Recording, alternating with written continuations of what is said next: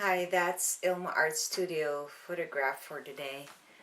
And that is a very nice house in one of the nicest street in Orangeville where there's lots of Victorian houses and old houses. Hi, check my website for more of my artworks and photographs. And I'd like to share with you, I'm sorry, I don't think I was able to upload anything yesterday because our server on our street on the internet has been so bad this past 2 days. It took me almost 20 hours to upload one, and then it really didn't do it. So hopefully this one works today. I'm talking to you about 1 John 2 verse 16, which says, "For the world offers only a craving for physical pleasure, a craving for everything we see, and pride in our achievements and possessions. These are not from the Father, but are from this world." And here is the poem that I wrote regarding this verse, which says, "The root of cravings. Do you indulge yourself in pleasures? Do you get consumed by worldly treasures? Do you rely on your own efforts to reach ambitions? Do you take pride in your achievements and possessions? Be careful you don't succumb to cravings of this world. They enslave you and give the enemy an opening and a foothold. Yearnings of the flesh are not godly and righteous. They come from this world that is evil and vicious." And here's my essay part, the essay part of the devotional. Consumerism is defined as the belief that it is good for people to spend a lot of money on goods and services. We are bombarded by all forms of media marketing to consume either a product or a service. These companies pay huge amounts of money to ensure that they create a need for people to purchase their product.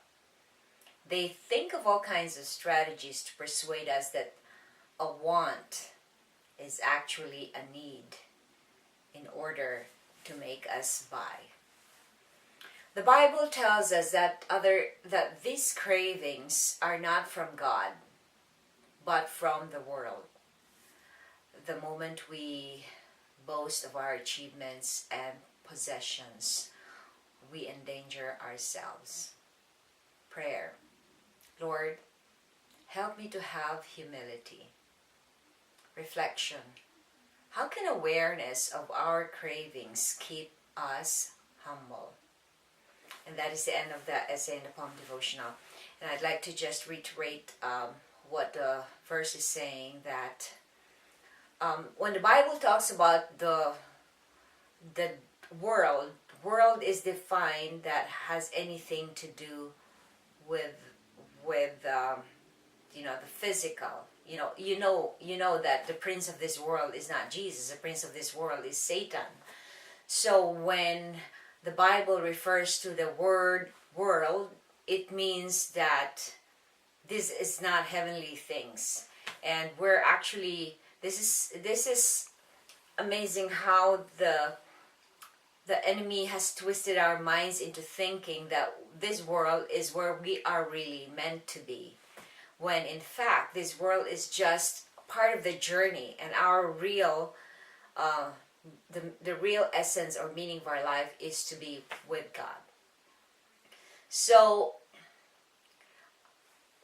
the hardest thing to it's easy to see that you are physically craving for something, but abstract things like ambition, goals, to be recognized, to be able to achieve things and boast about it, this is harder to detect that we actually have. And it took me many years to actually realize that I'm actually boasting and taking pride in all the things that I do.